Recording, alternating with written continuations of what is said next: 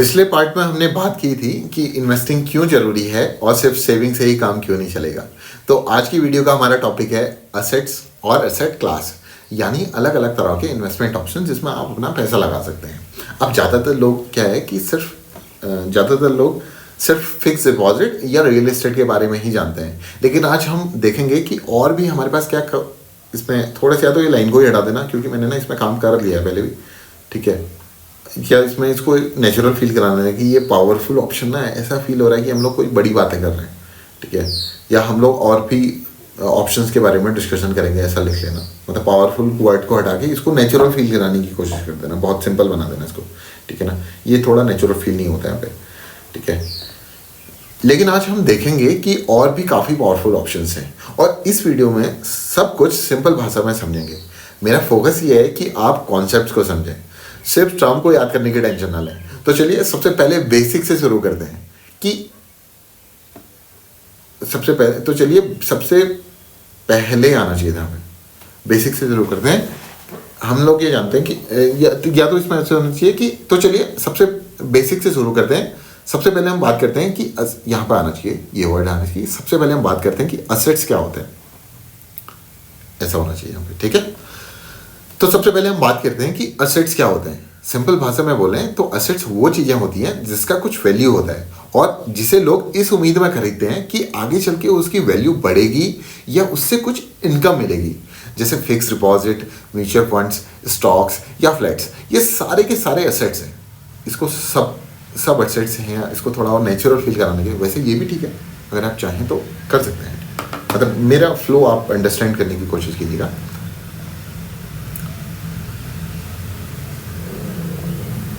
इसमें आप इन्हें यहाँ पे जो है ना, आप इन्हें इसलिए खरीदते हैं, हम लोग ऐसा कर सकते हैं कि हम लोग इसे इसलिए खरीदते हैं, भी ऐसा कर सकते हैं। हम लोग इन्हें इसलिए खरीदते हैं ताकि हमारा पैसा बढ़ सके, क्योंकि आप में ज़्यादा में भी रिलेट ना कर पाए, इसमें हम लिखेंगे तो हम इसे इसलिए खरीदते हैं ताकि हम अपना पैसा बढ़ा सकें, या हम दोबारा से हटा सकते हैं। मतलब हम इसमें पैसा इसलिए हम इन्हें इसलिए खरीदते हैं ताकि हमारा पैसा बढ़ सके।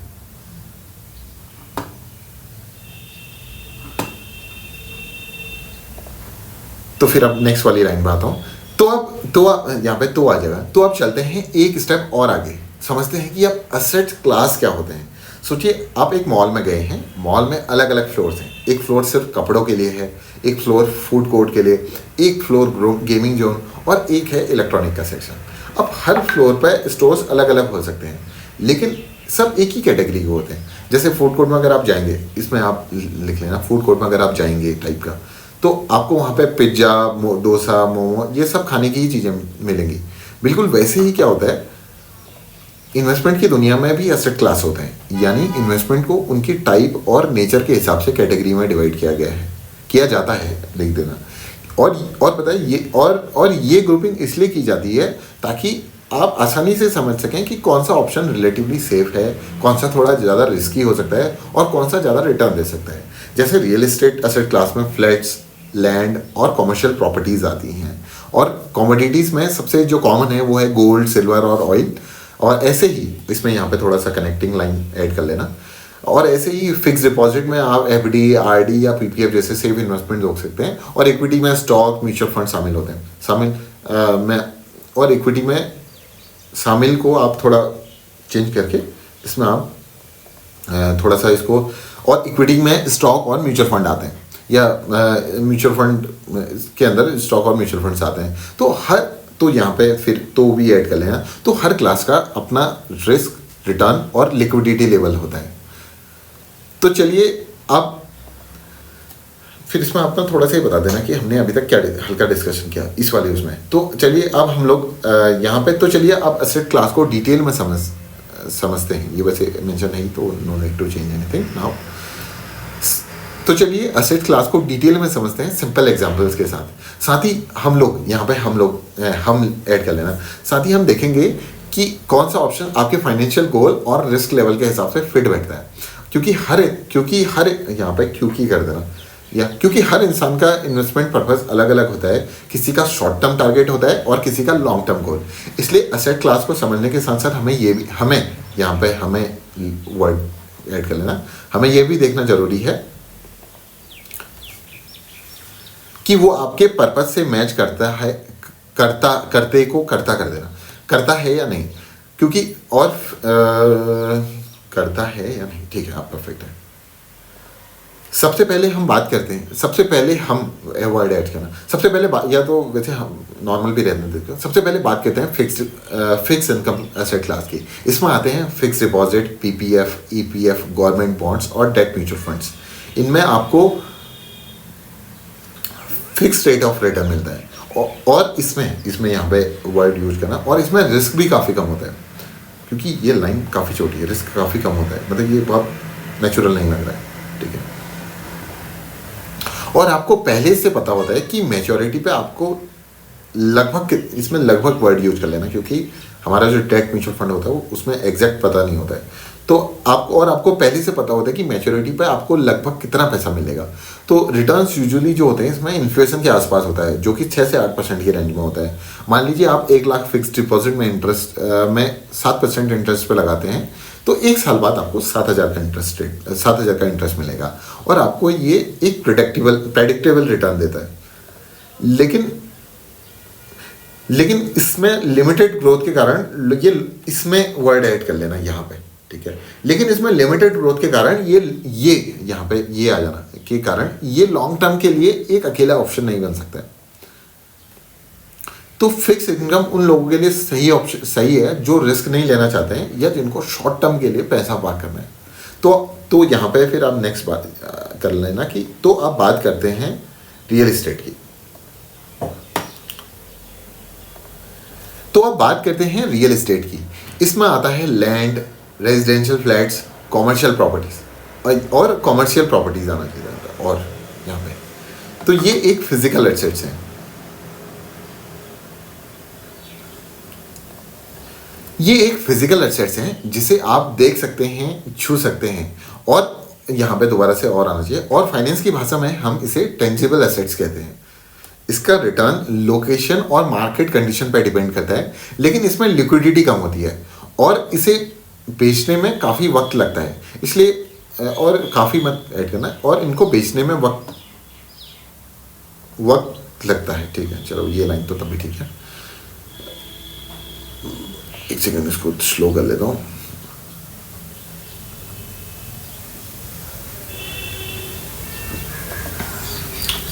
इसीलिए पेशेंस जरूरी होता है, लेकिन लॉन्ग टर्म में ये इन्फ्लेशन को बीट करने में मदद करता है, और एवरेज रिटर्न भी इसमें 6 से 10% के आसपास होता है। मान लीजिए आपने 10 साल पहले 20 लाख का कोई फ्लैट खरीदा है और आज उसकी कीमत मान लो 50 लाख हो गई है, तो आपने अच्छा रिटर्न कमाया, पर साथ में हमें मेंटेनेंस, टैक्सेस और बेचने के वक्त भी सोचना पड़ता है। ये थोड़ा सा ना वर्ड थोड़ा अटपटा लग रहा है, बट मुझे पता है, मैंने इसमें काम किया हुआ है स्क्रिप्ट में, तो ये थोड़ा टफ ही है। इसमें बेचने का वक्त भी सोचना पड़ता है। ये थोड़ा सा ना, ये लाइन में क्या किया जा सकता है, इसमें आप सजेशन देख लेना। Try to be more natural, extra add करने की, मतलब आप देख लेना, इसमें अपना थॉट प्रोसेस लगा लेना कि इसमें क्या, चैट जीपीटी से पूछ लेना, ठीक है। तो इसको मतलब अपना दिमाग लगा के इसको थोड़ा बेहतर कर लेना, मतलब ये लाइन मुझे बहुत करेक्ट नहीं लगती है, इसलिए बोल रहा हूँ, ठीक है। तो और अगर देखा जाए तो यहाँ पे आप आते हैं, अगर देखा जाए तो रियल एस्टेट उनके लिए बेस्ट है जिनके पास अच्छा खासा कैपिटल है और जो लॉन्ग टर्म में टेंजिबल एसेट चाहते हैं। तो चलिए अब हम बात करते हैं एक और फिजिकल एसेट की कैटेगरी की, जो है कमोडिटीज़, जैसे गोल्ड, सिल्वर, क्रूड ऑयल और एग्रीकल्चर प्रोडक्ट। ये सब फिजिकल आइटम्स होते हैं और जिन्हें आप स्टोर या ट्रेड कर सकते हैं। इनका प्राइस सप्लाई और डिमांड के हिसाब से इनका प्राइस जो है वो सप्लाई और डिमांड के हिसाब से ऊपर नीचे होता रहता है, इसलिए थोड़ा ज़्यादा रिस्कियर भी होता है। लेकिन गोल्ड जैसा एसेट जो है वो इन्फ्लेशन के अगेंस्ट से अच्छा हेज बन जाता है, क्योंकि मुझे ऐसा लग रहा है ना कि लाइक यहाँ पे ना शायद क्योंकि हम लोग सेकेंड या थर्ड मॉड्यूल की, तो यहाँ पे ना hedge word will be tough to understand for beginners, so we need to मतलब मोर सिंपलर, ठीक है। इसमें फिर अब मैं आगे को आता हूँ। गोल्ड जैसा एसेट इन्फ्लेशन के अगेंस्ट एक अच्छा हेज बन जाता है, और हिस्टोरिकली अगर आप देखें तो गोल्ड ने कई पीरियड्स में इन्फ्लेशन से बेहतर रिटर्न दिए हैं, लेकिन इसका परफॉर्मेंस कंसिस्टेंट नहीं होता है। जब कोविड का टाइम था तो लोगों ने गोल्ड में इन्वेस्ट करना क्योंकि एक्चुअली क्योंकि गोल्ड में तो लोग पहले से ही इन्वेस्ट करते थे, तो इसमें थोड़ा सा यहाँ पे ऐड इसमें मैं भी काफ़ी लोगों ने गोल्ड में इन्वेस्ट किया है, ऐसा कुछ, या उसको नेचुरल फील करा सकते हैं, क्योंकि मार्केट में अनसर्टेनिटी थी। तो कमोडिटीज़ उन लोगों के लिए बहुत यूज़फुल एसेट्स हैं जो वैल्यू प्रिजर्व करना चाहते हैं या पोर्टफोलियो को भी डाइवर्सिफाई करना चाहते हैं। तो ये तो था कमोडिटीज़ के बारे में। लेकिन अगर आप एक्टिवली वेल्थ क्रिएट करना चाहते हैं तो इक्विटी एक स्ट्रॉन्ग ऑप्शन माना जाता है। तो आप चलिए बात करते हैं एक अगले काफ़ी इंपॉर्टेंट एसेट्स की, वो है इक्विटी। देखो यहाँ पे हमने क्या गलती की है, देखो ये देखो, अब फिर ये आना चाहिए था इसके बाद कमोडिटीज़ के बारे में। तो ये तो था कमोडिटीज़ के बारे में, यहाँ पे आपने क्या करना चाहिए था। अब चलिए बात करते हैं अगले और काफ़ी इंपॉर्टेंट एसेट्स की, वो है इक्विटी। लेकिन अगर आप इसमें आप फिर ये आना चाहिए था, ये लेकिन हट जाता। अगर आप एक्टिवली वेल्थ क्रिएट करना चाहते हैं तो इक्विटी एक स्ट्रॉन्ग ऑप्शन माना जाता है, समझ रहे। तो आपने क्या करना है, डाइवर्सिफाई करना चाहते हैं तो कमोडिटीज़, तो ये तो था कमोडिटीज़ के बारे में। फिर डायरेक्टली आप कहाँ जाएंगे, इस वाली लाइन में। आप चलिए बात करते हैं एक है अगले और काफ़ी इंपॉर्टेंट एसेट क्लास की, जो है इक्विटी। फिर आप क्या करेंगे, लेकिन को हटा देंगे यहाँ से, फिर यहाँ पर ये ऐड कर देंगे, ये वाली लाइन को इसके नीचे ले आएंगे। अगर आप एक्टिवली वेल्थ क्रिएट करना चाहते हैं तो इक्विटी एक स्ट्रॉन्ग ऑप्शन माना जाता है, माने जाते हैं, ये गलत होगा, माना जाता है।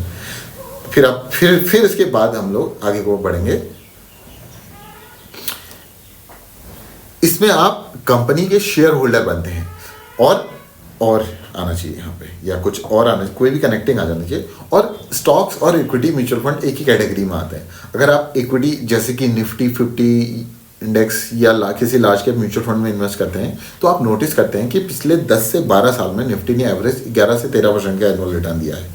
तो ये कोई गारंटी नहीं है, लेकिन ये अंदाज़ा जरूर देता है कि लॉन्ग टर्म इन्वेस्टिंग का पोटेंशियल क्या हो सकता है। और इसी वजह से इक्विटी को हमने एक पावरफुल एसेट क्लास के तौर पर समझा है, ऐसा कुछ किया जा सकता है। शॉर्ट टर्म में इनमें काफ़ी वॉलेटिलिटी हो सकती है, यानी प्राइस का ऊपर नीचे जाना, यानी प्राइस शॉर्ट टर्म में इनमें काफ़ी वॉलेटिलिटी होती है, यानी प्राइस का ऊपर नीचे जाना। इसको थोड़ा सा ना और नेचुरल बोलने की कोशिश करवा देना थोड़ा सा, ये वाले सेक्शन को शॉर्ट टर्म में। लेकिन अगर आप टाइम और डिसिप्लिन के साथ इन्वेस्ट करें, टाइम आप लॉन्ग टर्म या वैसे बोलें तो वो तभी बेहतर फील, मतलब ये गुड फील देगा। मतलब ये क्या है, मतलब ये अगर आप टाइम और डिसिप्लिन के साथ इन्वेस्ट करें, टाइम के साथ कौन इन्वेस्ट करते हैं, मतलब लॉन्ग टर्म के हिसाब से आप लॉन्ग टर्म में इन्वेस्ट करें। इसको ना आप ChatGPT के थ्रू देख लेना कि इसको कैसे बेहतर बनाया जा सकता है, स्पेसिफिकली यही लाइन, ठीक है। तो ये वॉलेटिलिटी जो है वो लॉन्ग टर्म में आपके फेवर में काम करती है। तो इक्विटी उन लोगों के लिए एक अच्छा ऑप्शन हो सकता है जो लॉन्ग टर्म सोच रखते हैं और स्टॉक और मार्केट के, और यहाँ पर स्टॉक मार्केट लिख सकते हैं, और स्टॉक मार्केट के उतार चढ़ाव को समझकर डिसीजन लेते हैं। पर सिर्फ एक एसेट क्लास पर डिपेंडेंट रहना भी रिस्की हो सकता है, चाहे वो इक्विटी ही क्यों ना हो। लेकिन चाहे बार बार हो रहा है इसमें, तो इसको थोड़ा सा आप देख लेना कि कैसे नेचुरल फील किया जा सकता है। लेकिन चाहे आप किसी भी एसेट क्लास में इन्वेस्ट करें, इन्वेस्टमेंट हमेशा सोच समझ के करनी चाहिए। और इसी कंटेक्स्ट में डाइवर्सिफिकेशन का कॉन्सेप्ट और भी इम्पोर्टेंट हो जाता है। डाइवर्सिफिकेशन का मतलब है स्मार्ट मिक्स, जिसमें रिस्क कंट्रोल हो और रिटर्न भी आए। तो एक ही एसेट क्लास में पैसे लगाना रिस्की हो सकता है, यहाँ पर आना चाहिए था, क्योंकि एक ही एसेट क्लास में पैसे लगाना रिस्की हो सकता है। इसलिए समझदार इन्वेस्टर अपना पैसा अलग अलग एसेट क्लास में डिवाइड करते हैं। जब एक एसेट क्लास परफॉर्म नहीं करता तो दूसरा उस लॉस को कवर कर सकती है। ये थोड़ा सा सकती और करती को चेंज कर लेना, ठीक है। इससे ओवरऑल रिस्क कम होता है और पोर्टफोलियो स्टेबल रहता है। सोचिए अगर आपका सारा पैसा सिर्फ इक्विटी में लगा हो और स्टॉक मार्केट क्रैश हो जाए तो आपको काफ़ी नुकसान को या काफ़ी लिख सकते हैं, तो आपको काफ़ी नुकसान हो सकता है। लेकिन अगर आपने पैसा थोड़ा इक्विटी में और थोड़ा गोल्ड में और थोड़ा फिक्स इनकम में डिवाइड किया है, यहाँ पे थोड़ा कनेक्टिंग लाइन जो मैंने बोला है इस टाइप का कुछ ऐड कर सकते हैं, तो पोर्टफोलियो ज़्यादा बैलेंस रहेगा। अब तक हमने काफ़ी बेसिक्स कवर कर लिया है। अगर आप थोड़ा कंफ्यूज फील कर रहे हैं कि कहाँ से शुरू करें, मेरे हिसाब से ना ये चीज़ें यहाँ पर से हटा के एक काम कर देना आर्यन, कि आप ना यहाँ से हटा के जो हमने ये ना स्टॉक रेशियो जो हमारा वो वाला सेक्शन था, आप उसमें नोटिस करना कि जो आपने वो बनाया था ना फंडामेंटल एनालिसिस, क्योंकि उसमें ना हमने एक तो ये वाला टर्म कौन सा, इसकी एंडिंग थोड़ा बेहतर कर दो अभी, ठीक है, क्योंकि इसमें कंफ्यूज होने वाला बहुत ज़्यादा कुछ है नहीं, ठीक है। तो ऐसा लगेगा कि ये बनावटी हो रहा है, तो इसको हम लोग यहाँ पर से हटा के हम लोग उस वाले सेक्शन में चले जाते हैं, ताकि आप इन्वेस्टिंग की जर्नी कॉन्फिडेंटली शुरू कर सकें। और जैसे हमने यहाँ पे क्या बोल रखा है, एक सेकंड सोचिए, अगर आप यहाँ पे हमने बात किया, अगर आप थोड़ा कंफ्यूज फील कर रहे हैं, मेरे हिसाब से ना इसको आप वहाँ स्टॉक रेशियो है या उसमें कहीं ऐड कर सकते हैं, ठीक है। तो वो ये बहुत ज़्यादा रिलेवेंट रहेगा। तो चलिए एक छोटी सी समरी कर लेते हैं, तो फिर इसको ये वाला सेक्शन आप यहाँ से हटा के वहाँ डाल देना, ठीक है। तो आज की वीडियो में हमने समझा कि एसेट्स क्या होते हैं और एसेट क्लास कौन सी होती हैं। और अब मैं यहाँ आ जाता हूँ, सीधे यहाँ से स्टार्ट करता हूँ। तो ये वाला डाटा आपका वहाँ चले जाएगा, कहाँ, ये अगर आप थोड़ा सा कंफ्यूज कर रहे हैं इसे लेके यहाँ तक। और साथ में एक चीज़ और बोल रहा हूँ आपसे, हमने स्टार्टिंग में बात की थी कि ये वाला मेरा फोकस ये है कि आप सिर्फ टर्म को याद ना रखें, ये इसको भी ना वहीं ले जा लेना, हमारे फंडामेंटल एनालिसिस के रेशियो वाले वीडियो में या कोई वीडियो में, तो आप देख लेना, आपको याद होगा। तो मेरे को अभी कनेक्ट हो रहा है कि लाइक यहाँ पे तो कुछ है ही नहीं याद करने वाला, तो ये डिफ़िकल्ट टर्म तो है नहीं कोई, लेकिन वहाँ ये इसका बहुत ज़्यादा रिलेवेंस है और हमने कोई स्क्रिप्ट में ऐसा कुछ मेंशन नहीं किया हुआ है आगे भी, तो उसको ना वहाँ किसका सकते हो। तो अब मैं इसको अब मैं कनेक्ट करता हूँ, आप कंप्लीट कर लेता हूँ। कहाँ था मैं,